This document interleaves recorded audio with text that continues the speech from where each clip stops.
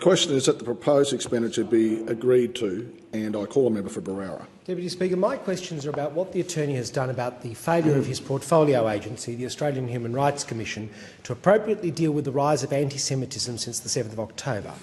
The Commission is the institution charged with protecting Australians from racism, but for 6 months since October 7, the Commission failed to call out anti-Semitism despite a 738% increase across Australia. At Senate estimates last week, when asked if she'd specifically referenced anti-Semitism in relation to the Opera House protests, the President could only say, "All of our material refers to the impact on all of the community." In the past, the Commission's rightly made specific statements about negative experiences of Australian Muslims and Aboriginal and Torres Strait Islander Australians, but not Jews. Although the President's rightly condemned the Russian invasion of Ukraine, when repeatedly asked to condemn Hamas, she failed to do so. The Commission has repeatedly failed to stand up for Jewish Australians and specifically and singularly call out the anti-Semitism which has been rife since October 7. Has the Attorney spoken to the President or any Commission staff about why the Commission has repeatedly failed to call out the rise in anti-Semitism in Australia since October 7? If so, when did he first speak to the Commission? What undertakings, if any, did the Commission give about what the Commission would do? And if he hasn't raised these issues with the Commission, why has he not done so?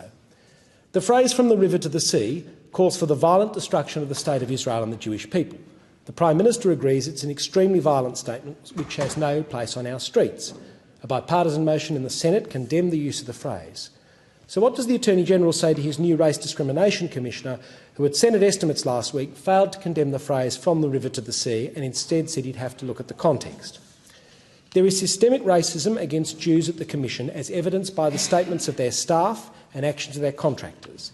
This includes the head of Hugh Consulting, who was engaged to prepare anti-racism material but was involved in the doxing of 600 Jewish creatives and publicly urged her followers to, quote, "let these effing Zionists know no effing peace."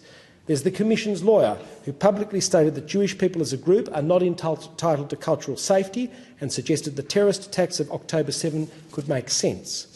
Referring to Jewish people, another staff member wrote, "What are they without Zionism? If we take it away, their violence, their toxicity, their racism, what's left of them as a people?"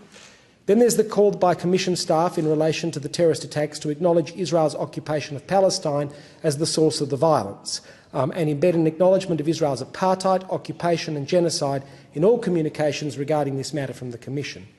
Has the Attorney expressed concern to the Commission about the apparent systemic racism against Jewish people among their staff and contractors? Has he spoken to the Commission about their employment and contracting policies to ensure those engaged by the Commission are not biased against Jewish Australians?